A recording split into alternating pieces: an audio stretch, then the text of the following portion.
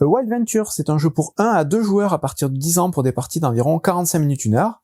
Je précise tout de suite que dans la boîte française que je possède ici, il n'est aucunement fait mention du mode solo, alors qu'il existe, et en fait il existe sur un PDF qu'on peut trouver en ligne. Donc je vais vous l'expliquer à la fin de cette vidéo, le mode solo, parce qu'il est assez facile à mettre en place.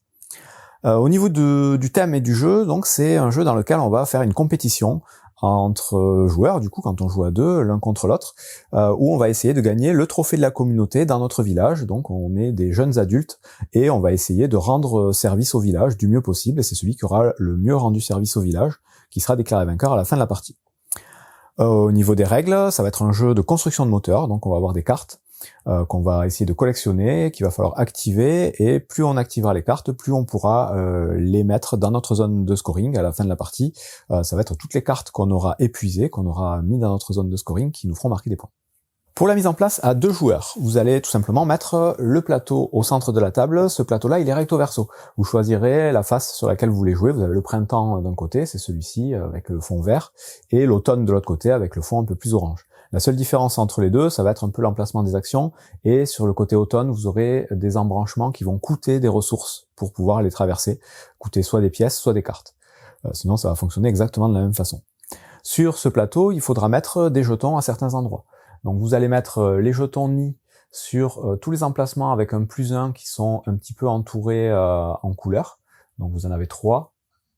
Vous allez mettre les pièces +5 sur les 2 emplacements +3 qui sont entourés aussi. Vous allez mettre le coffre en or par-dessus le coffre en fer qui est entouré. Vous allez mettre les jetons coccinelles sur les 2 emplacements entourés qui sont ici. Vous empilerez 2 jetons coccinelles par emplacement, 2 jetons identiques. Donc ça, c'est pour la mise en place de départ. Ensuite, dans le jeu, vous allez avoir une réserve de pièces. Vous allez avoir des pièces de 1, des pièces de 5. Vous allez avoir des cartes de départ, des cartes de sponsor. Donc c'est les différents animaux que vous allez pouvoir incarner. Vous les mettez au début au centre de la table. Vous avez la grenouille, le lapin et le corbeau. Ce sont les 3 types d'animaux qu'on va trouver dans tout le jeu, dans toutes les cartes. Et chacun vient avec sa petite carte et sa petite figurine. Vous allez ensuite avoir un tas de cartes communes. Donc les cartes communes, ce sont les cartes avec une espèce de petite montagne en bas à droite. Ce deck de cartes, vous allez le mélanger, ce sera utilisé à toutes les parties. Et ensuite, vous aurez des cartes avec un autre symbole. En bas, vous avez une carte avec un symbole de chapeau d'étudiant, et vous avez des cartes avec une enveloppe.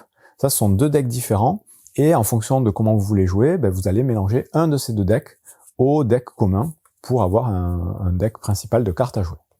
Pour la première partie, on vous conseille de jouer avec le deck qui s'appelle le deck Académie, donc celui avec le petit chapeau en bas à droite. Donc vous prenez toutes les cartes du deck Académie, les cartes communes, vous les mélangez toutes, vous en faites un tas au centre de la table face cachée, et vous allez distribuer à chaque joueur 5 cartes de ce tas. Donc on commence chacun avec 5 cartes à côté de nous. Ensuite, chaque joueur va récupérer une petite carte de scoring final qui va mettre face cachée à gauche de sa ligne de cartes, et chaque joueur va récupérer des logis de départ. Donc vous avez un terrier, un nénuphar et un nid. Ces cartes-là, il faudra bien faire attention à les mettre du côté où il n'y a pas la flèche, ici. Ce côté-là, c'est le côté évolué, donc il faudra mettre les 3 cartes du côté où il n'y a pas la flèche, et chaque joueur va avoir exactement les mêmes cartes. Donc là, hop, je me suis trompé aussi, la flèche, c'est pour plus tard. Chaque joueur commence aussi avec 5 pièces, qu'on va prendre dans la banque, et chaque joueur commence avec un petit jeton d'enchantement, donc une coccinelle, celle qu'on n'aura pas placée sur le plateau, il en restera 2 normalement, on en garde une chacun. Une fois qu'on a fait tout ça, on détermine un premier joueur aléatoirement, et celui qui sera pas premier va choisir lequel des animaux sponsors il veut récupérer. Donc admettons, le second joueur c'est lui, il va choisir la grenouille, donc il va prendre la carte grenouille et la placer au-dessus de sa ligne de cartes de logis, et prendre son jeton grenouille et le placer sur la maison, donc l'emplacement de départ de la carte. Le premier joueur choisit ensuite une des 2 autres cartes qui va rester.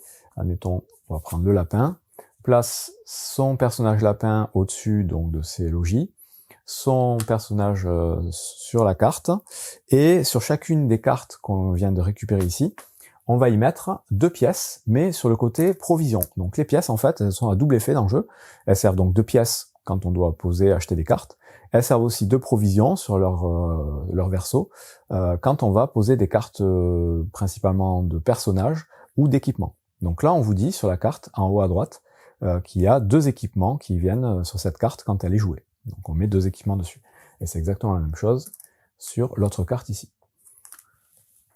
Et une fois qu'on a fait tout ça, on est prêt à commencer la partie. Donc en commençant par le premier joueur, chaque joueur va jouer à son tour 2 actions principales et autant d'actions gratuites qu'il le souhaite. Les actions principales dans le jeu, elles sont simples. C'est soit jouer une carte de sa main dans son tableau de cartes, soit activer une carte qui est déjà présente dans son tableau de cartes. Donc on fait 2 actions principales, on peut faire 2 fois jouer une carte ou 2 fois activer une carte, on fait comme on veut, et autant d'actions gratuites, je vais expliquer après les actions gratuites. Une fois qu'on a fait ça, c'est au joueur suivant de faire la même chose, et on va alterner comme ça, jusqu'à ce qu'on ait vidé intégralement le tas de cartes ici. Quand le tas de cartes principal est vidé, chaque joueur fait un dernier tour, et ensuite on passe au décompte de fin. Et à la fin du décompte, c'est le joueur qui aura le plus de points, évidemment, qui sera déclaré vainqueur. Avant de rentrer dans les détails du jeu, je vous expliquerai rapidement comment fonctionnent les cartes. Donc il y a 3 types de cartes dans le jeu. Vous avez les cartes à fond violet qui sont les différents personnages que vous allez rencontrer dans le village. Donc là il y en a 2 par exemple. Vous avez les cartes à fond marron qui elles sont les équipements que vous allez pouvoir construire pour aider les villageois. Et vous avez les cartes à fond gris qui sont les bâtiments que vous allez aussi pouvoir construire et avec lesquels vous allez pouvoir interagir. Donc ces différents types de cartes, quand vous allez les jouer à différents endroits. Les personnages, vous les jouerez sur la seconde ligne, donc la première ligne étant la ligne des logis et des bâtiments. Les personnages, ils vont se jouer au-dessus. Vous allez pouvoir les aligner ici, en avoir autant que vous voulez. Vous pourrez d'ailleurs aussi avoir autant de cartes en main que vous voulez pendant la partie. Les équipements, eux, ils vont venir se jouer sur une 3e ligne, donc au-dessus des personnages. Donc en haut, au maximum, vous aurez 3 lignes de cartes. Les bâtiments et les logis, les personnages et les équipements. Et enfin, donc les bâtiments, ils vont venir se jouer à la suite des logis, donc dans la première ligne qu'on a commencé à faire avec nos logis. On les posera à la suite ici. Ces cartes-là, quand vous devrez les jouer, il faudra payer le coût qui est indiqué en haut à gauche. Donc c'est un coût en pièces à chaque fois, il faudra que vous ayez ces pièces dans votre réserve, vous les payez, vous les remettez dans la réserve du village. Donc, première action du jeu, je veux jouer une carte, je paye le coût et je joue la carte sur la ligne correspondante, donc bâtiment, personnage ou équipement. Ça fait une action. Quand on joue des cartes, il ne se passe rien de particulier, il n'y a pas d'effet instantané au moment où on joue les cartes. Par contre, quand on va jouer des cartes bâtiment, on joue la carte et on fait rien de particulier. Quand on va jouer une carte personnage ou une carte équipement, au moment où on la joue, on va juste mettre des petits sacs correspondant à l'icône qui est indiquée en haut à droite. Donc ici, ce serait 4. Donc je prendrai 4 pièces que je mettrai côté petit sac sur la carte. Ces petits sacs-là, ça va être le nombre d'utilisations qu'on va pouvoir faire de la carte avant qu'elle soit réservée. Et donc réserver une carte, c'est la mettre sous son petit tas ici pour qu'elle nous rapporte des points en fin de partie. Même chose donc pour les équipements, on va pouvoir rajouter, donc là ce serait 5 jetons par-dessus, et pareil, ça va être le nombre de fois où on va pouvoir activer cet équipement, en sachant que les cartes ne vont pas s'activer de la même façon, je vais l'expliquer juste après. L'autre action principale qu'on peut faire à son tour, c'est d'activer une carte dans son tableau. Donc là, il y a plusieurs cas de figure. On peut activer déjà nos 3 logis de départ. Les logis de départ, quand ils s'activent, on n'a rien à dépenser de particulier, on fait tout simplement l'action qui est indiquée en bas. Ici c'est gagner 2, explorer 1, piocher 1, toutes les actions je les explique juste après, j'explique juste le principe. Donc je vais activer mon terrier, je fais ce qui est marqué dessus, gagner 2, et j'ai fait une action principale d'activation. Comme je disais, on peut faire 2 actions principales à son tour, mais par contre on ne pourra pas activer 2 fois la même carte à son tour. Donc je peux très bien faire 2 activations à mon tour, mais je suis obligé d'activer 2 cartes différentes. Je peux pas activer 2 fois le terrier pour gagner 2 fois sa récompense. Donc c'est une des premières contraintes. Donc pour les logis, juste on fait ce qui est marqué dessus, il n'y a rien de particulier. Pour les personnages, quand on veut les activer, c'est un peu pareil, sauf que là, pour activer ce personnage, je vais défausser un jeton qu'il y a dessus. Par activation sur le personnage, je défausse le jeton et je fais l'action qui est marquée là. Là encore, on ne peut pas activer 2 fois le même personnage dans un même tour. Les cartes bâtiments, par contre, elles donc ne s'activent pas, mais elles ont un petit pouvoir particulier qu'il faudra prendre en compte pendant la partie. Donc celle-ci, par exemple, on vous dit, lorsque vous jouez une carte bâtiment, vous gagnez 2 et vous piochez 1. Donc là, à partir du moment où j'ai cette carte devant moi, à chaque fois que je jouerai une nouvelle carte bâtiment, il faudra que je pense à activer son pouvoir. Et il y a d'autres petites subtilités qu'on verra après.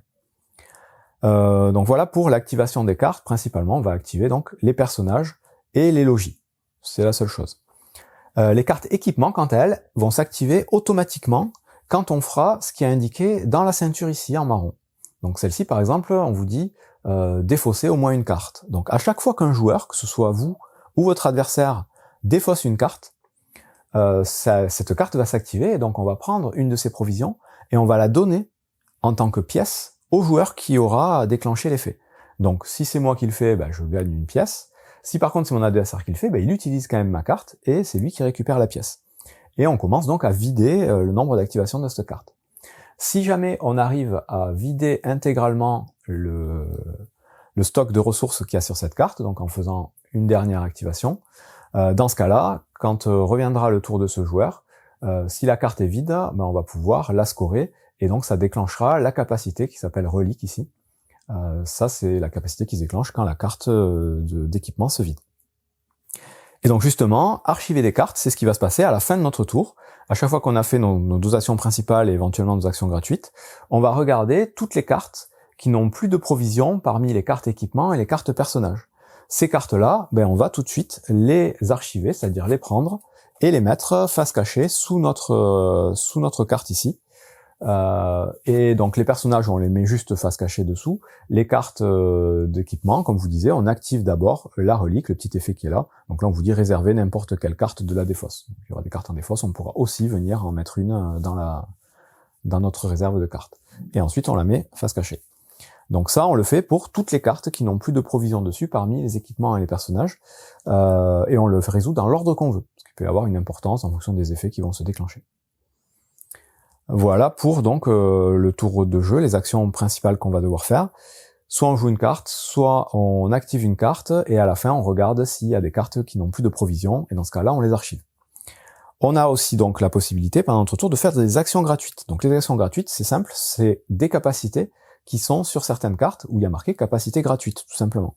Et donc là ça fonctionne exactement comme les capacités principales, sauf que vous pouvez en activer autant que vous voulez pendant votre tour. Là encore, on ne peut pas activer deux fois la même. Donc celle-là de capacité gratuite me dit que je peux payer 1 pour piocher 1. Donc je peux payer une pièce pour piocher une carte. Pour activer cette capacité, je vais défausser, comme une action principale, défausser une ressource de cette carte pour pouvoir l'activer. Si j'avais eu une autre carte avec une capacité gratuite, j'aurais pu aussi défausser une ressource pour l'activer, mais je peux pas faire deux fois la même. De temps en temps, on va avoir des capacités qui vont vous permettre d'activer d'autres cartes. On va vous dire par exemple, comme capacité gratuite, on va vous dire activer une carte personnage de type corbeau par exemple. Bon, mais dans ce cas-là, quand vous activerez une carte personnage à travers une autre action, vous n'enlèverez pas le sac dessus. Vous ferez l'action sans enlever le petit sac correspondant. Les sacs, on ne les enlève que quand on déclenche directement la carte. Donc ça, c'était la première capacité gratuite qu'on peut faire à son tour. La deuxième capacité gratuite qu'on peut faire à son tour, c'est enchanter un bâtiment. Enchanter un bâtiment, c'est prendre un jeton coccinelle qu'on possède, donc au début de la partie on en a un, et venir le placer sur une carte de type bâtiment, donc les cartes à dos gris, à fond gris. À partir du moment où on va le faire, on va avoir un petit effet qui va se déclencher, qui est marqué à côté de la petite coccinelle.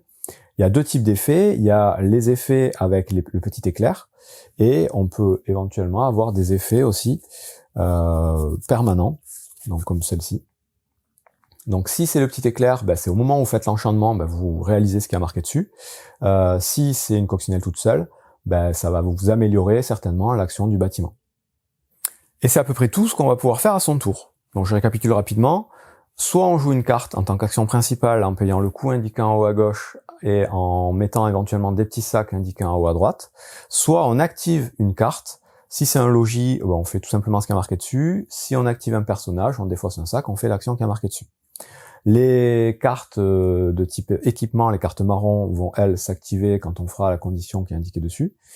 Et en tant qu'action gratuite, on pourra déclencher toutes les cartes où il y a marqué action gratuite, où on pourra enchanter un bâtiment en mettant un jeton coccinelle dessus, en sachant qu'on ne peut mettre qu'un seul jeton par carte bâtiment. Et qu'au maximum, on pourra avoir que 3 jetons coccinelle pendant la partie, je vais y revenir juste après.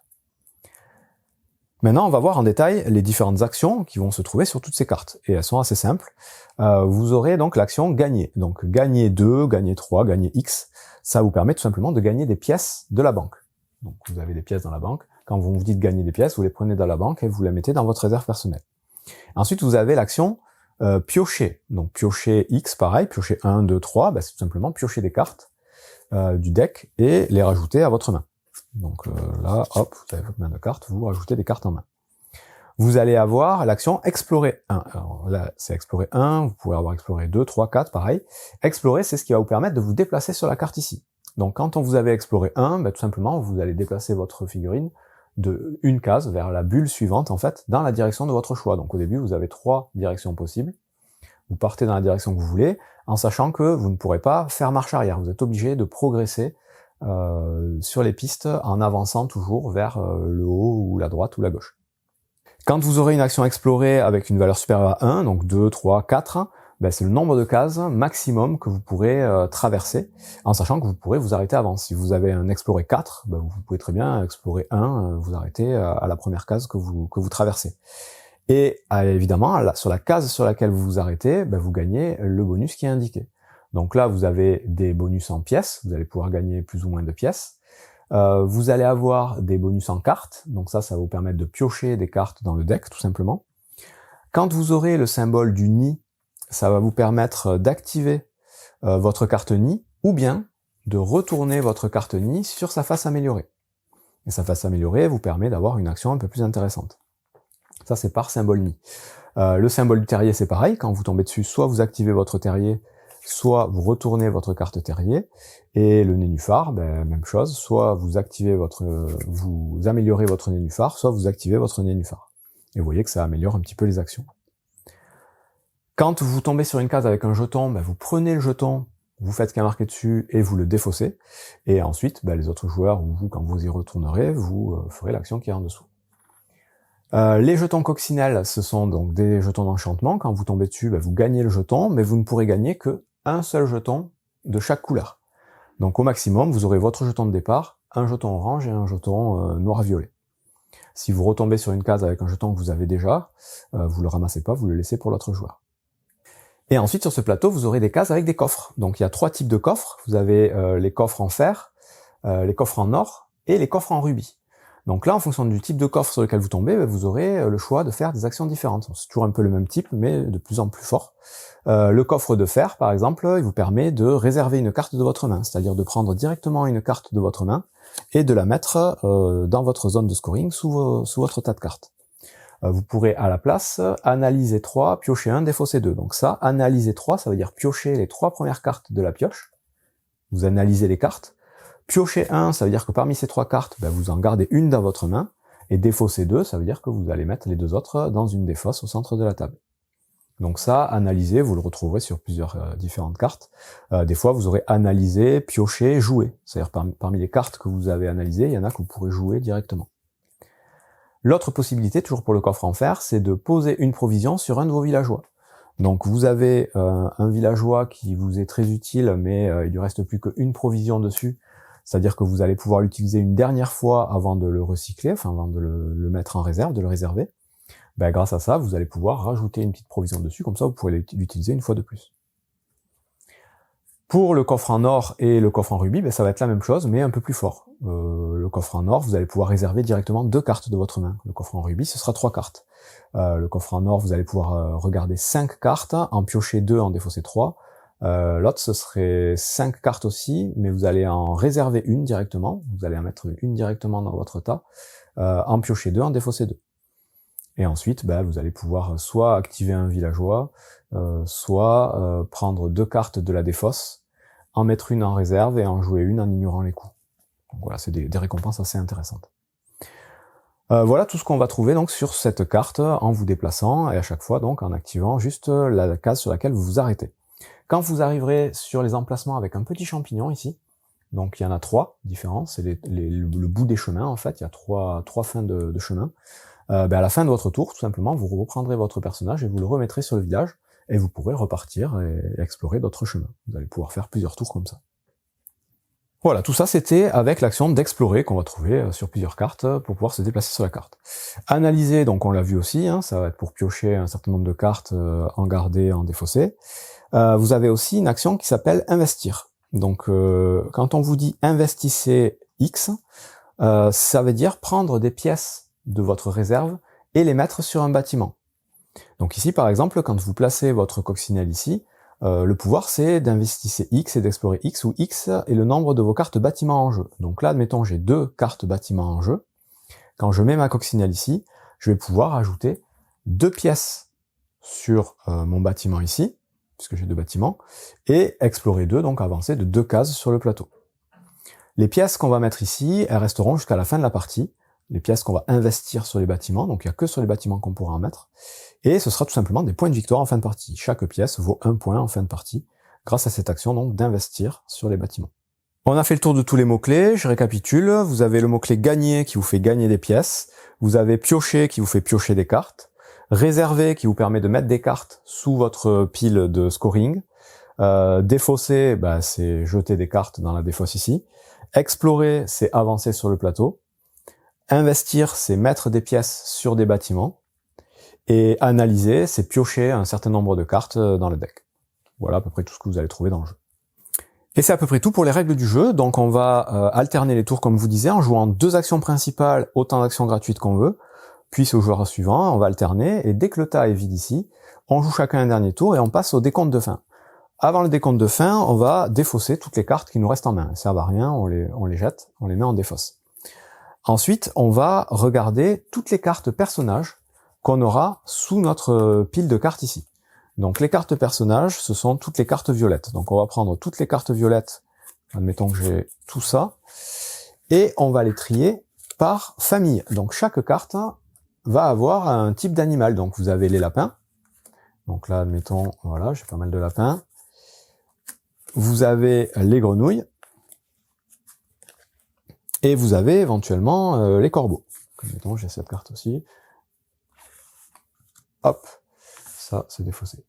Donc vous allez les classer par famille, et tout simplement vous allez multiplier votre type d'animal où vous avez le moins de cartes par celui où vous avez le plus de cartes. Donc là, dans ce cas de figure, je vais multiplier mes lapins par mes corbeaux, donc ça va me faire 5 fois 1, 1 point.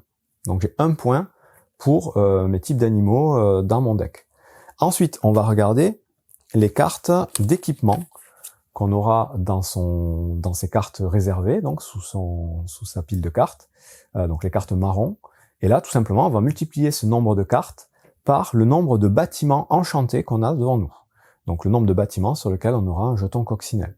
Donc là, j'ai 2 cartes ici, un seul bâtiment enchanté, donc ça me fait 2 fois 1, 1 point.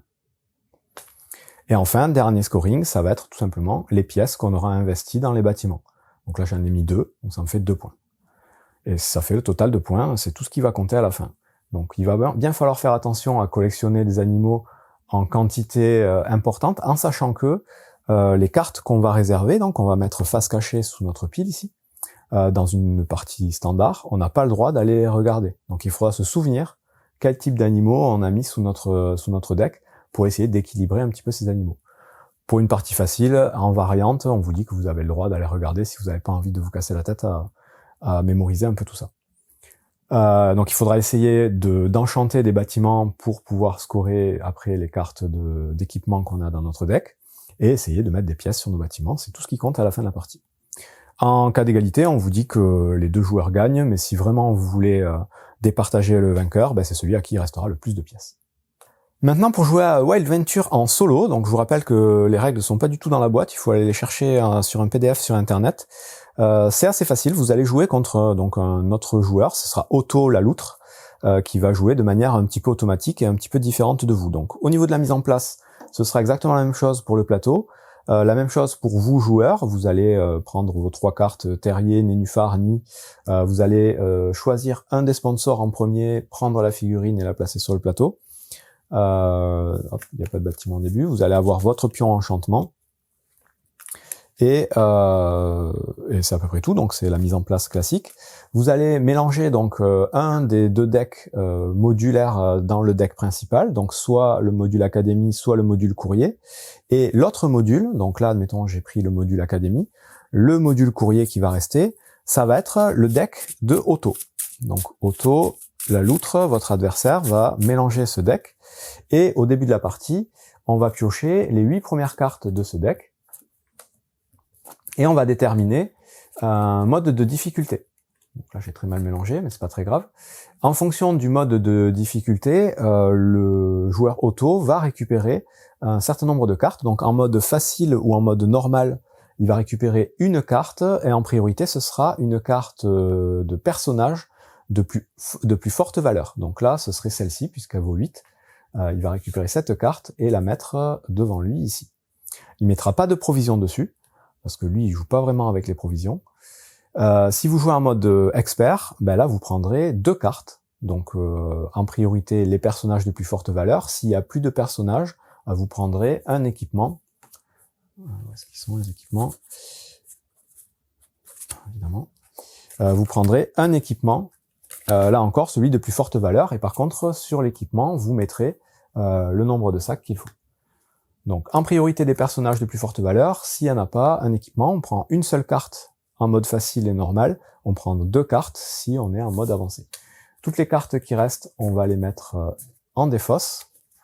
On les met en défausse, et donc la défausse est ici. Lui, hop, il n'a pas été choisi, on s'en va. Et donc Otto choisit un des 2 personnages, enfin vous choisissez pour lui, un des personnages restants, des personnages de départ.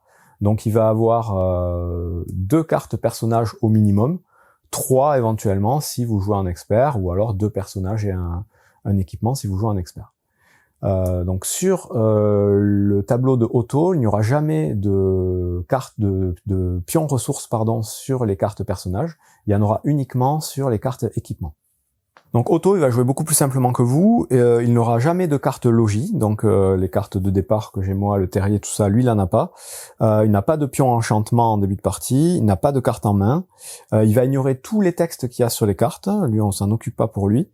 Il va jouer toutes les cartes gratuitement, donc il n'a pas vraiment il va gagner éventuellement de l'argent, mais il s'en servira jamais. Ces cartes personnages de départ, ce sont les seules qui vont rester en jeu pendant toute la partie pour lui, même s'il n'y a pas de provision dessus, il ne les réservera pas, il les utilisera, elles seront réservées uniquement à la fin de la partie. Toutes les autres cartes personnages et bâtiments qu'il va pouvoir récupérer, il les mettra directement dans sa zone de réserve face cachée. Il n'y a que les cartes équipements qui vont venir dans son tableau et qui seront réservées que quand elles seront vidées.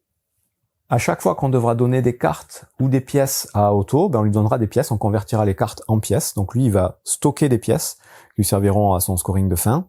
Et quand une action lui demandera de piocher une carte, il la défaussera tout simplement. Il prendra une carte. Donc lui, il va se servir en priorité dans son deck de cartes ici. Et quand il n'y aura plus de cartes dans son deck, il viendra piocher dans le deck principal. Une fois que donc la mise en place est faite, on peut commencer la partie. C'est le joueur qui joue en premier, donc on joue son tour normalement, on fait ses 2 actions principales, ses actions gratuites, et ensuite c'est à Otto de jouer. Donc lui, il va jouer en 2 étapes aussi. La première étape, c'est que il va prendre une pièce sur chaque équipement en jeu, partout sur le tableau, donc que ce soit chez lui ou chez nous. Donc il va automatiquement prendre une pièce de son équipement ici, peu importe ce qui est marqué dessus, et si moi j'avais eu un équipement, il m'aurait aussi pris une pièce directement, peu importe la condition. Donc ça, c'est la première chose qu'il va faire à chacun de ses tours. Il vide les équipements de leur sac et il les transforme en pièces qu'il garde à côté de lui. Ensuite, il va jouer son tour en révélant tout simplement les 2 premières cartes de son deck et en prenant à chaque fois la carte de plus faible valeur. Si c'est un personnage, il va le mettre directement dans sa zone de scoring. Si c'est un bâtiment, il va le mettre aussi directement en réserve. Si par contre c'est un équipement, il va le placer dans sa zone d'équipement et mettre le nombre de sacs qui va bien. Donc il ne joue vraiment que les cartes équipement. Le reste, c'est les cartes qui sont mises directement dans sa réserve. La carte qui ne sera pas choisie, elle sera mise directement en défausse. Cas particulier, si jamais Otto pioche 2 cartes de même valeur, je vous dis normalement il choisit la carte de plus faible valeur, s'il pioche 2 cartes de même valeur, mais dans ce cas-là, il va jouer ces 2 cartes. Donc là, c'est 2 bâtiments, donc il va les mettre directement en réserve. Et en compensation, nous, au début de notre tour, on va avoir le droit d'activer un de nos logis gratuitement. Précision à notre tour, on peut très bien activer les équipements de Otto pour récupérer les pièces directement, au lieu que ce soit lui qui les vide au début de son tour. On peut essayer de faire les actions qu'il y a dans la ceinture, comme dans une partie normale, pour récupérer les jetons en pièces chez nous. Et comme dans une partie à 2 joueurs, la partie s'arrêtera dès que le tas principal sera vidé, et on fera chacun un dernier tour, et au dernier tour de Otto, il va tout simplement vider les cartes d'équipement, puisqu'il n'y a plus de cartes à piocher nulle part, donc il fera pas son tour normal où il pioche 2 cartes et il en choisit une.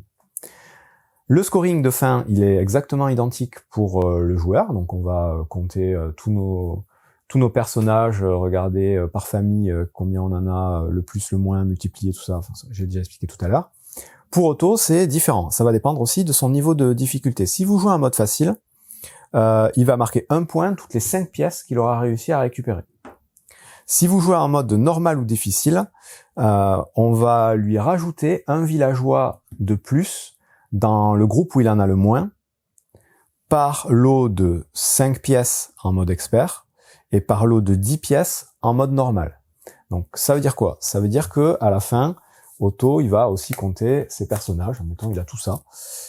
Donc voilà, il a 2 grenouilles, même 3 grenouilles, il a plein de corbeaux, et il n'a pas un seul lapin, admettons. Donc là, normalement, son score, ce serait ces grenouilles, donc 5 fois 0, ce serait 0.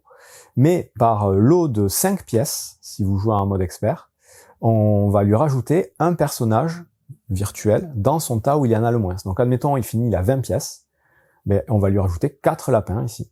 Donc son score, ce sera 4 fois 5, 20. Si on joue en mode normal, c'est par lot de 10 pièces qu'il va avoir un personnage supplémentaire. Donc s'il a toujours 20 pièces, il aurait 2 lapins.